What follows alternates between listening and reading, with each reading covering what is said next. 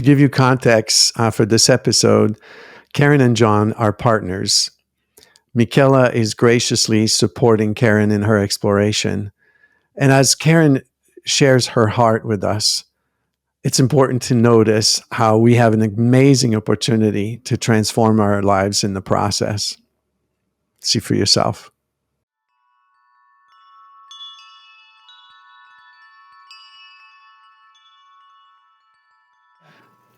Karen, what are the tears about?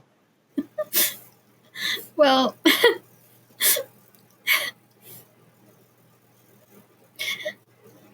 I'm just feeling so blessed, like actually by both of you. And I feel like I've been waiting for this moment my whole life. Yeah, how beautiful you are. Thank you. Thank you. I think I'm just being a mirror right now. Yeah. Well, being vulnerable is something we've been taught to fear when it actually is the very thing that frees us up to be who we are and to stop being on the hamster wheel of believing that we need to be different than we are in order to be in relationship and acceptable and lovable and valuable.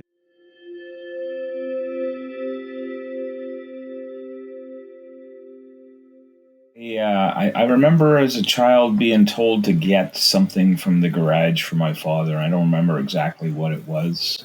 And when I came back in and said I couldn't find it, he sent me out like 3 times, and then finally he went out to find it himself, like, you know, infuriated and so on, that I couldn't do it, and it just made me like feel like nothing, you know, like I couldn't do it right. And I think what you're saying there, John, is very relatable. I think a lot of us had incidents where we were asked to do something and perhaps we didn't know how to do it. But then it just energetically, what happens to us here and what you're demonstrating is that we're not being attuned to the emotional body and the experience of what's happening there. We just experience sort of a disconnection that happened at that point. So that's a beautiful example.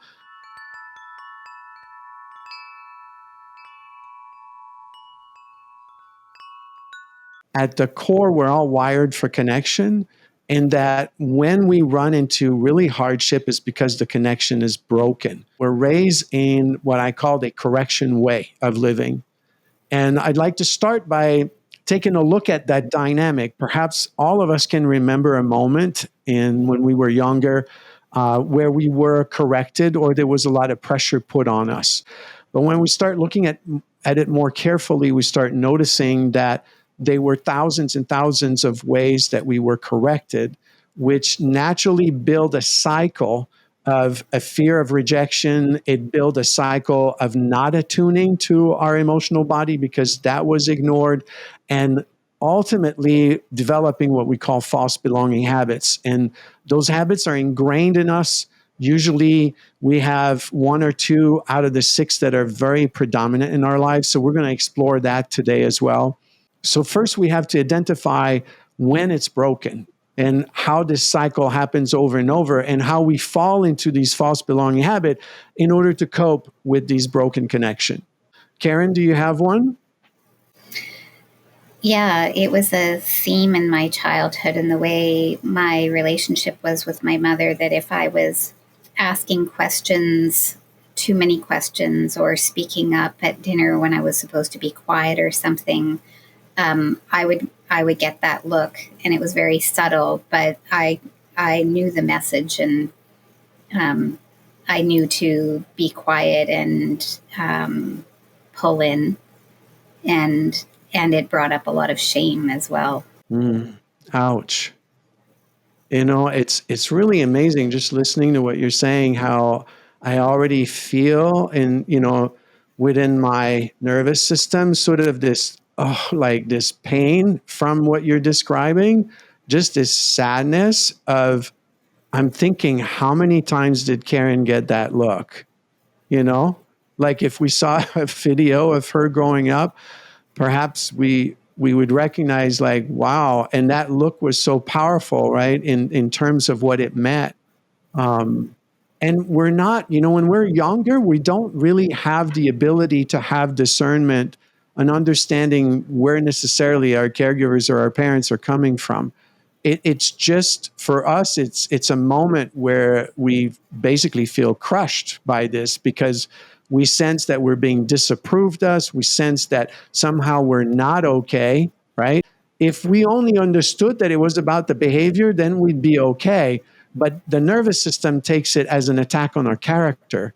And it's really strange, because that goes unnoticed for most of us, but this is oftentimes what's running our reactiveness today, right? The moments we get triggered, those are the moments that actually, they come from those original moments of being corrected that way. So thank you for that, Karen. That is really powerful, and I think very relatable as well. Michaela, is there something that came up for you? I agree with what you were saying about the meaning, because the meaning I attached to it was that I was bad, and that good things happened to good people and I was bad. And so, yeah.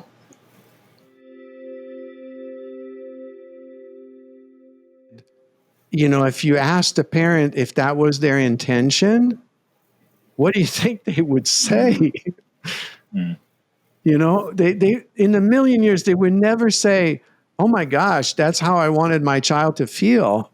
It's really, it's an irony in a way. When I talk to my mother oftentimes about the way I grew up, and I bring back some of the things that have happened along the way, she doesn't even remember. She can't even, and I'm thinking, how can you not remember having done this this behavior with me literally thousands of times, So their intention and our intention today is good. So meaning, out of this correction way, it's our attempt to belong. We want to make sure that our kids succeed in life. We want to make sure that we succeed, that we are able to adapt. So the intention's there. The result, though, is it leaves a nervous system in distress. And then later on, we react from that nervous system because it gets triggered over and over again.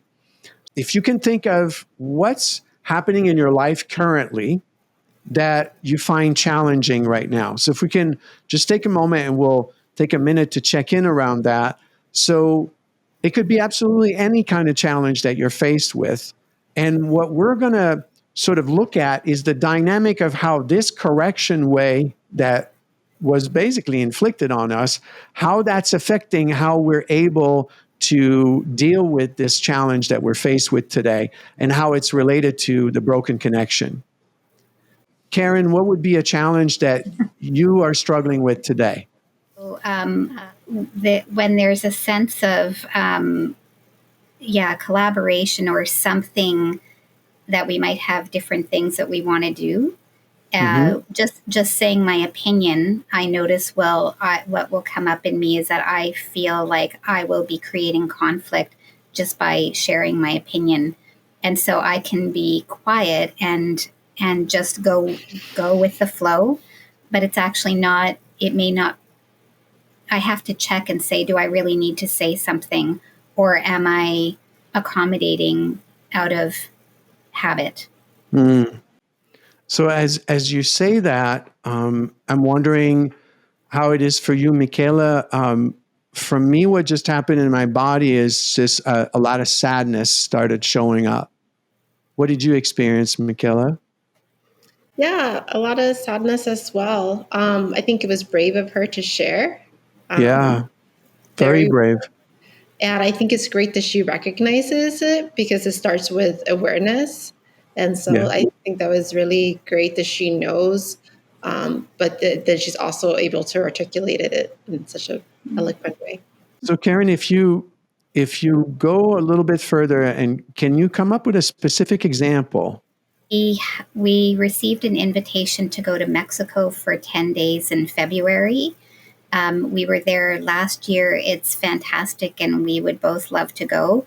But my son has been having a difficult time, and I wasn't sure if by February he would be settled enough that I'd be comfortable leaving.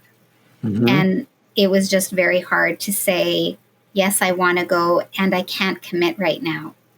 Mm. He said that he's settled enough now, and it feels good, and I feel confident in going. But at the time it came up, like I was very nervous about bringing it up. So when you were nervous, what was that like for you, Karen?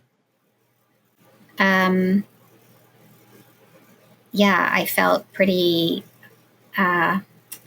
well, that old familiar feeling of like fear and then being quiet, and being afraid. There was fear in speaking up, but then also in that fear, I have a need, and something that's important that then has no way of being discussed or held together. And so there's a feeling of isolation in that.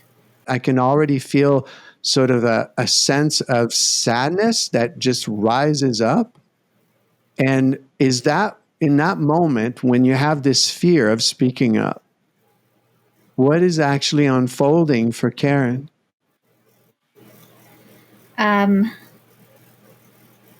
Yeah, I think the first thing is fear that if I bring it up, I'm going to be, it's going to be, like how it was when I was a kid, that what I said was too much. It was inconvenient for somebody else. They weren't going to like it. There was no way to work it through. So there's a baseline of fear. And then underneath that is like the sadness of, I don't know how to talk about it. And then I'm just left feeling bad and on my own with it. Mm-hmm. Yeah. So there's definitely grief there. So what's really strange here for a moment, okay, I just want to give you a contrast, is that, like Michaela was just pointing out, how well you are expressing yourself, how brave you are of a woman right now.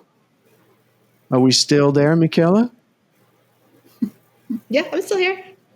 No, but I mean, in this experience with Karen right now, as we're listening, is that also your experience? That so we hear the report of a woman who's telling us that she can't speak, right?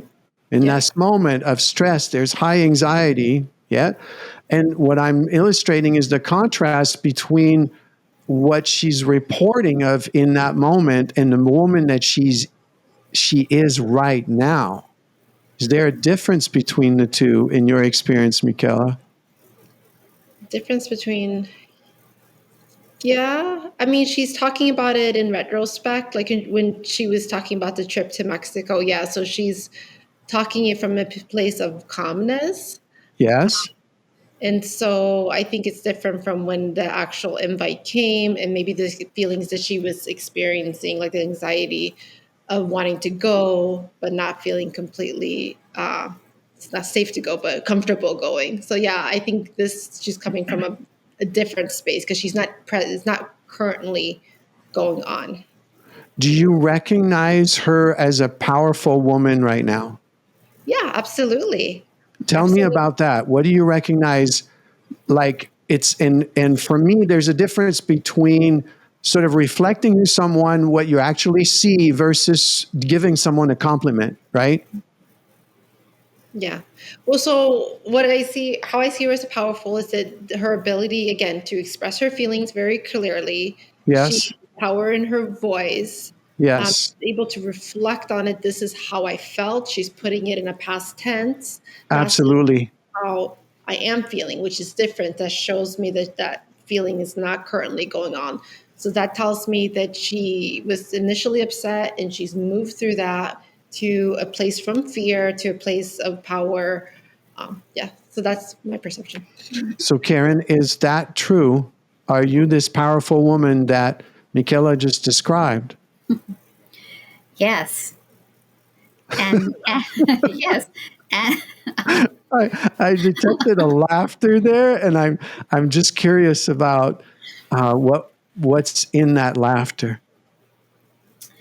well, I think this is relatively new feeling that I'm able to.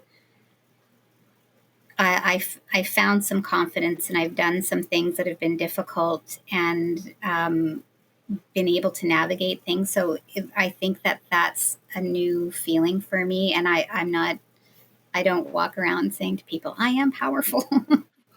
Well, yeah, so, that's understandable. And what's happening for me right now in my emotional body, as you say that, is just a lot of sadness just comes up. Can you tell me why that would be? Why would I be sad when you're telling us that this is new? oh, well, for all of the years that I was paralyzed and not doing things, and adapting to what I thought was going to happen by keeping myself very small and contained. Yes. So there was a lot of expression that didn't get to be expressed. Yes. And there's grief around that. There's tremendous grief right now. I can feel it, because the way that Michaela right now has described you does not match a woman that should be, or for lack of a better term, silenced. Does that make sense?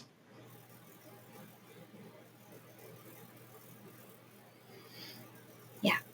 What are you noticing? Yeah, I'm familiar with this, and that's right. I can feel a lot of beauty and a lot of magic and a lot of gift that was contained or hidden. And so I'm very aware of the little girl inside of me who held that. Yeah. And yeah, and I feel her, and we're pretty tight now. How beautiful to say that. And what I'm getting at right now, Karen, is the experience of this woman that you are right now is a very, very powerful experience. Are you seeing how this power that both Michaela and I are reflecting to you here, is that just a story we're telling ourselves, or do you align with the experience we're having of you? I think it's correct. Yeah. Tell me what you mean by that. Yeah, I feel like I have been able to grow into that, and I can own that more than I've ever been able to before. And yeah. So I want us to notice that in these moments when you're in a close relationship, this is where the struggle happens for the majority of us. So what you're demonstrating here is what I see. Oh my gosh, I've seen this dynamic. I experience it in my own life on a daily basis.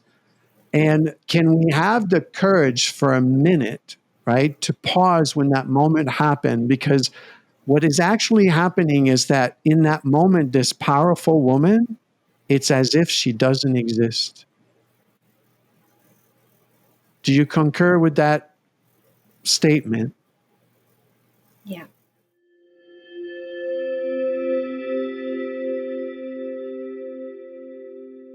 So there's the broken connection right there, because you can't remove this powerful Karen. It's not possible. She's always there. So it's kind of like our mind in that moment has been hijacked.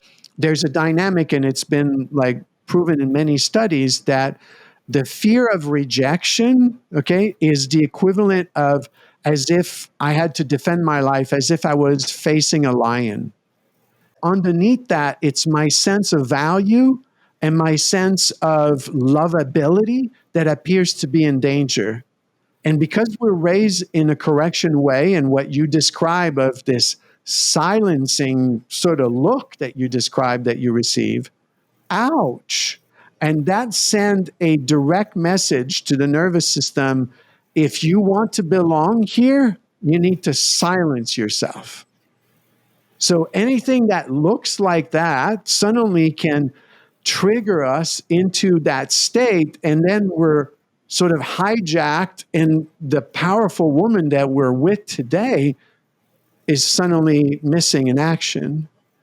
And this dynamic happens to all of us. I think takes courage, and you're demonstrating that right now, Karen. It's inspiring, truly, is that the doorway, what we don't know, is the doorway is that that part of ourselves didn't get attended to. It wasn't attuned to.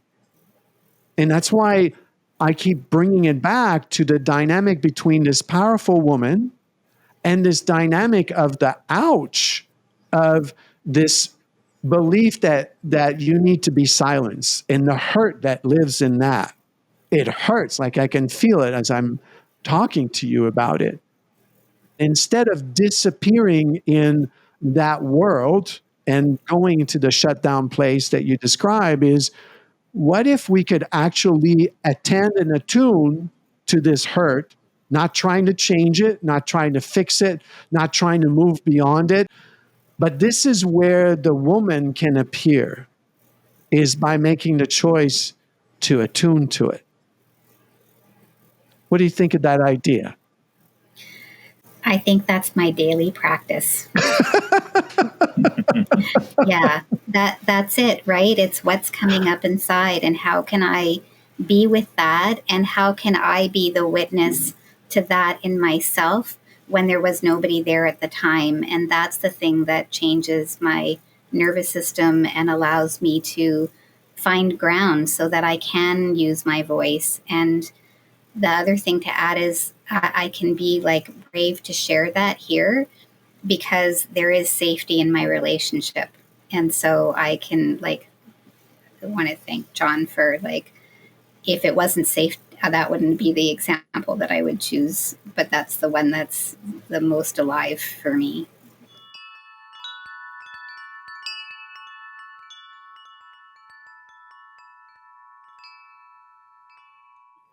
Absolutely. Yeah. And building that safety is essential to creating this ability and to build the courage to actually move in that direction of attuning and attending.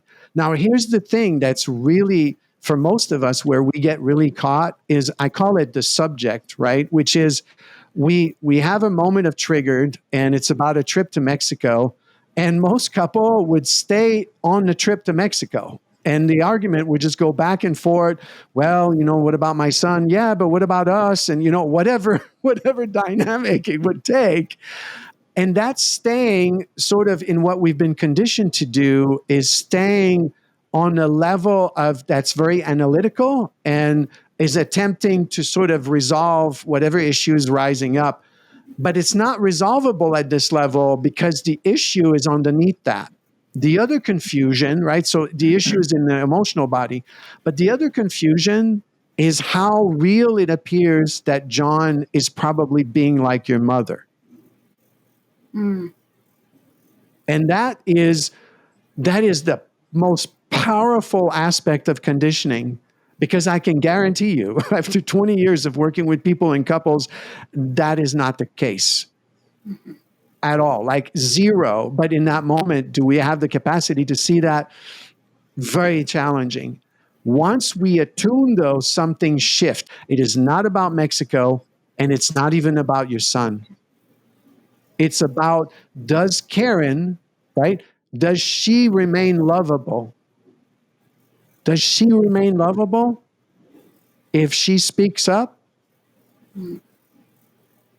Does she remain lovable if she says, yes, I'd love to go to Mexico, and my son is really important to me, and I want to prioritize my son? Does that mean that now she's less lovable? That now she doesn't love her husband as much? Very, very sort of unspoken So the nervous system dynamic that's there, that only us attuning to that emotion of the ouch can bring us out of it. And if we stay in the debate in the subject of Mexico, we miss the connection.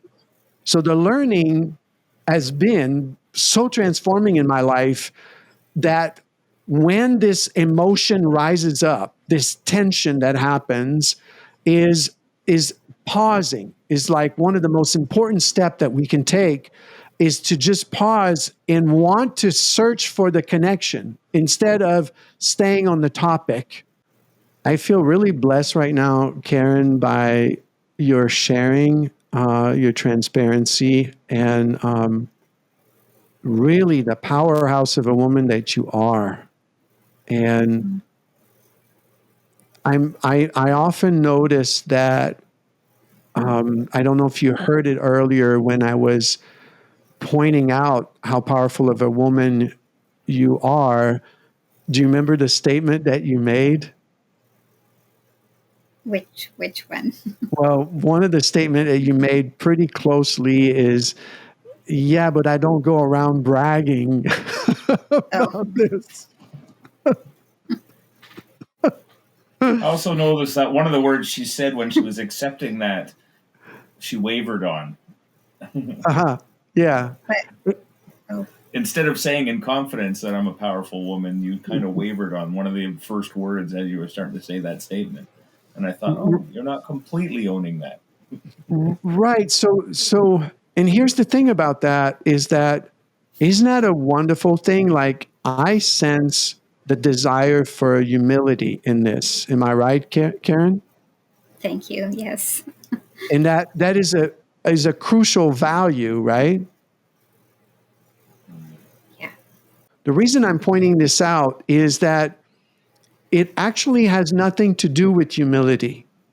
Humility is something that you possess so strongly, no one could ever take that away from you. And what's strange, though, is the association of a truth about you that somehow that is associated with bragging.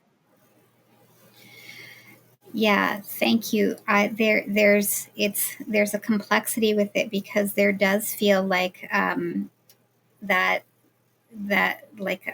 that's true, and I can also feel like the discomfort of being truly seen. Yes. And it's just like, and that's where I feel like this broken heart when you say that. Why is it so hard for us to, this is the truth that we have a distorted view of who we think we are. And the distorted view is somehow associated more with humility, which is something you can't take away because it's a core value you have, and you can't shake that loose. And its actuality, it's getting lost in that concept because it isn't about being humble or being bragging. It's about recognizing the truth of the woman who speaks so eloquently, who precisely says exactly what is going on for her emotionally and is expressing herself in a very, very clear, precise way. That's a very real experience that we're having of Karen. And if anything, that woman is more alive than any other part of ourselves that we might think are more dominating, you know? It's kind of like ironic. I know I laugh and probably I shouldn't be laughing, but it's because of the recognition of the absurdity of it. You know, that Karen would ever be caught in a moment where she thinks she shouldn't speak when, you know, if there was probably like, I know for sure, like in every seminar I've ever done right now, if I asked the room, who do you believe that Karen needs to be silenced, or even further than that, do you believe that she should not speak, right? And what would happen to you if she wasn't allowed to speak? And everybody would go, oh, no, that would be very bad because we would be robbed of the wisdom and the power of this woman. And so like, no way. There's like no way in 100 years would we ever want that. And so what I'm speaking of is a real life experience of you. What do you notice when I'm telling you this? Yeah, it's moving. It's like it's really, I can feel my heart. Yeah, there's grief and also relief. What you say about, like, if there were a group of people and you put that question to them and their reactions, I know that from my friends and my community. Like, I hear those messages to me, Right. like, personally, and it's like, oh, even when you said it now, that felt like so sweet that it was really touching. And then it was like, oh, but I do hear this all the time. Like, this has been hard for me to take in and believe. And so this is the pivotal moment right now, what you're saying there. So let's pay attention to this dynamic, because I want to bring it back. This is what's really important. Most of us don't know, okay, is that the doorway to that woman, that powerful woman, and her owning her power and her brilliance and her voice actually comes in the moment that she's triggered and she disappears in this hurt.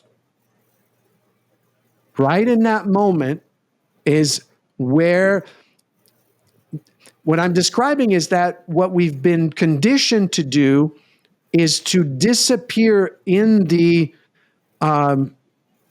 not attuning to the emotion and the hurt. So we do one of two things. If you watch people emotionally, we either shut down, which is what you described you do, right? You just shut down. Or a lot of people, what they do is do the opposite. They explode, right? They just sort of react. But none of those two options with our emotions have anything to do with attuning. Mm-hmm. Attuning is not that. Attuning is entering the space of this brokenness in that moment of the hurt. And being able to, as soon as I articulate this, and my invitation would be to verify that for yourself. This is oftentimes what I do now in my relationship on a daily basis. When I reach that hurt, I'll pause and I'll look and I'll breathe and I'll say, it's really strange right now. Like, to give you the example in your situation, where I might say to John, it's really strange, but I feel like it's dangerous if I say something. It's like beginning to oh, now I'm touching it, right? And this is not going in an external direction. It's not going into blame. It's going to, oh, I'm going to attend to this. And what does it feel like when I see, oh, it hurts. It hurts. Like, oh, yeah, of course it hurts. Like, oh, like there's this fear that if I speak, then I'm bad or something, or I'm wrong, or, oh, wow, let's breathe into that for a second. And out of that, it's like at the same time as we're doing that, that's the powerful woman that's we're accessing. Does that make sense? That's like the woman who's because now we're attuning, we're attending, and it's the very thing we didn't get that we don't know how to do today that leaves us crippled in the same cycle over and over and over again. So it's beautiful to see your awareness, and I feel like you're right there. And owning, in a nutshell, what I'm saying is owning that powerful woman is directly correlated with making room with that hurt, that conditioned self, right? That's been silenced, Yeah. That's, you said that so beautifully. And yeah, I followed the whole all the movements inside my body with you as your words. Thank you. Oh, you have a beautiful smile. Thank you for that. Oh. Yeah. So let's take a moment to just right now to maybe breathe for a few seconds and notice. I like to, what are some of the takeaways that we can take from our time together right now? What is something that you're gaining that can help sort of reconnect ourselves and reestablish the connection? So let's just take a breath. And John, I want to thank you for observing so well and bring your presence to this and allowing Karen to explore that today. So what's a takeaway for you, John? I think just being able to have that grace for when she does decide that she wants to say those words, or bring that to a conversation when maybe I might already have my idea of how it should be. Mm. You know. Wow. And how life-giving would that be, John, to notice that there's two levels of communication here. There's the dealing with the daily things like going to a trip to Mexico, which happens at an analytical level. And then there's when we're triggered, where the topic no longer applies, where we need to descend and then attend and attune. And if you make room for your woman to communicate that and say, oh, whoa, I had no idea. Or, of course, this is really important. Like, what's it like for you when you feel like you got to be silenced and you can't speak up? And allow the descent to happen, the attunement to happen. This is where we meet ourselves. This is where the connection happens. And when we do that, then it's easy going back to the topic. It's not an issue. But if we don't attend to that and we stay on the topic, we sort of activate these emotions through the topic in a reactive way without ever addressing the real issue underneath that. So how beautiful, beautiful. We have an exercise around that, actually, because she's all teary-eyed, but where she'll say, John, just be here right now, because I'll be like, I'm running a business, right? I'm all, and then I'll be, and I believe I'm really good at just going, okay. How beautiful. Yeah. Karen, what are the tears about? Well,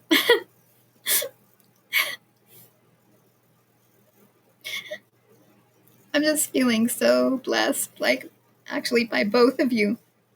And I feel like I've been waiting for this moment my whole life. It's to have the permission and to say it's like it is about the attuning, and that is the most important thing. It's not about the circumstance or the situation that we're talking about. And when I've brought that has always been my sense, but when I bring that forward, especially in relationship, I'm used to being met with that's too much for the other person and that I'm making it complicated. And so it's just like I feel 1,000 pounds off my shoulders and such a sense of relief that it's validated by somebody else that I haven't like planted. Just say and I haven't either. Yes. Yeah. And I want to tell you a little secret, Karen, that's really important is the more you find this powerful woman and her voice, I just want you to know that as a partner of 30 years of marriage, I made the mistake of kicking and screaming because I married a very powerful woman with a very powerful voice. And what I found through it is love. And even in the kicking and the screaming, what's important to know is that your truth is not only welcome, but it is really deeply needed in order for the relationship to succeed. And so even when it is not received, just remember to go breathe and to attune and attend to this part of you that might have the tendency to think that you did something wrong when in reality, it's never the case. So, yeah, how beautiful you are. Thank you. I think I'm just being a mirror right now. Yeah. Well, being vulnerable is something we've been taught to fear when it actually is the very thing that frees us up to be who we are and to stop being on the hamster wheel of believing that we need to be different than we are.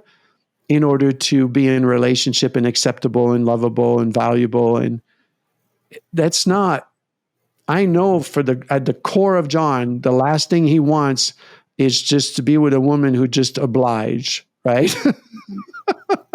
Those relationships die. They die because they're not based on real truth. But not just that, it's we are a gift to each other by sharing what we see, sharing how we experience life, sharing what we're going through.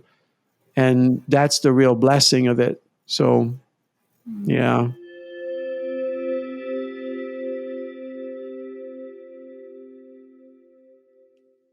Thank you for watching. We're on this beautiful journey together. Make sure to hit the subscribe button. And if you'd like to know more about this amazing adventure in belonging, visit our website at avivelevy.com. You can sign up for our newsletter where we walk you through all the principles of Avive Levy. You can also choose to be a participant on this talk show. And we also have a 12-week online group series that you can register for. We're really grateful to be on this journey with you. Avive Levy.